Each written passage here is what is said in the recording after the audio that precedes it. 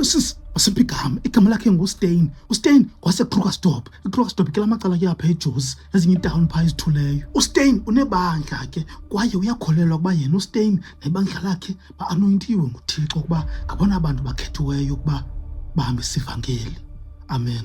So few years later phaa ngo-2012 uStein wahlanganisa abantu abakholwayo abakhonzayo phaa kuye ecaweni wababonisa uba yena une-superpowers. Uyakwazi uthetha noSathana and kwaye akamoyiki. Uyakwazi nothetha nezinye angels ancokole nazo babonisane. Uyakwazi nokhupha amadimoni ebantwini. Uyaphilisa nabantu abagulayo. uStein uyayipredicta nefuture. Uyakwazi ukujonga nje athi uba yabona wena bunusayina apha phaka Elizabeth laa ndawo ithi promo code usebenzisa uskele M50 nezazipinzi 25 euros fumane free udlale.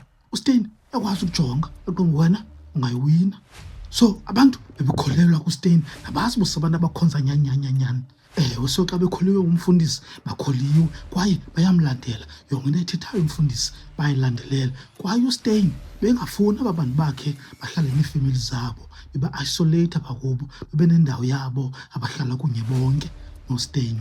So uStein nje mehlele nabo kule camp beba-dictator man, be-involved nasemitshatweni wabo, i-friendship ukuba akatshomane nobani lona, angatshomane nobani, nasezimalini uStein be-involve. If ke wena uye wacimba nophikisana noStein beye athi uthunywe nguSathana, so abantu mabasibhekeze kuwe.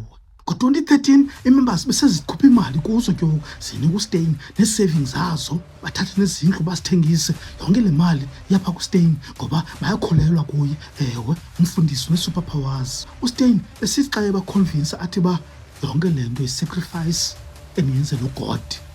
Amen. uStein beseqalisa ukuphambana kodwa ngoku ngoba besithi xa ungahambelani naye nemithetho yakhe upossessed namadimoni kwaye funeka ubethiwe. Ungabethwa nje, funeka ubulewe. Ngo-2016 wayibona mani uStein uba lo mkhwa wabantu abangakholelwayo phaa kuye baninzi. So wathi phaa kuye ebandleni uzokwenza i-cleansing. Ya, uzoklina ngoku. Qha uStein wayekrelekrele, wayeyazi uba if uya kubo direct izobuya ngaye le nto.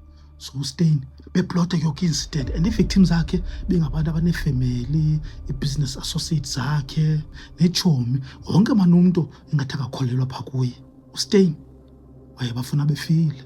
So uStein waqalisa ke ukwenza le cleansing. Bezi stage ke ngoku ezikhilingi abanye bebengathi beyahijackwa. Ewe, eza hijacking went wrong. Ewe, kuzoprocess umntu abulawa. Kwaye uStein bebafake nage-insurance ke aba bantu bakhe. So zaqhubekeka ke ngoku ezikhilingi zikaStein.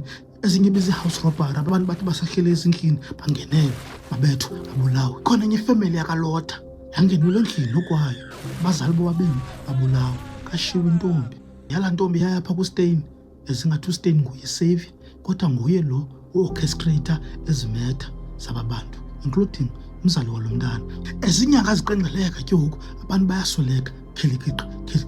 Zonke ke izinto okwangoku sezirobbery, hijacking, house invasion akonto kuStein. uStein yena hayi bengabulali ngokwakhe, qha into beyenza bekhupha i-order kwaye ezi-order bezidibanisa nespirituality phakathi. Athi uba uthi uThixo akuyobulawa ubani hanana ubona ezaa zinto. Ewe, so abantu abakholwayo ke ngoku laa way xa uthetha ngoThixo phakathi bayawubheya nokwabo. So uStein bebablackmaila ngaloo nto. He took the knife out and he stabbed them. And I don't even know afterwards what he did with the knife, if he threw it away. It was not lying around. I collected everything that was lying around and cleaned the scene.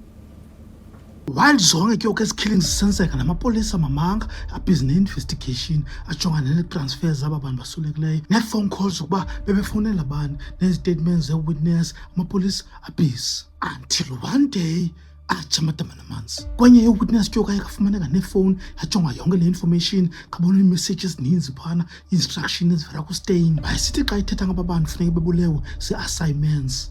Yho, amapolisa afumane ne-information uba uStein bayiplana njani ezimeta ze-housebreaking, robbery, hijacking, yonke lana nanana. Ane-enough evidence abantu uStein. I got to the point where I realized that this is not about Christianity. This is not about Jesus. You know, it's not about saving souls. It was very dark. it felt evil, and so we left. Yes. I wanted also to feel what it feels like to kill someone, and I wanted to kill him. Admitting what I had done and how sorry I am doesn't bring them back. Zangabanjwa yedwa ke, wabanja negqiza lakhe. Abantu ababulawa nguSteyn nale cult yakhe bayi-11. Ngo-2017 wabanjwa uSteyn. Obvious ke mos ufunyenwe guilty uSteyn negqiza lakhe. Zezinto ke ngqabi ecaweni. Gqibiswa zezinto. Kazihoya man till further notice ecaweni.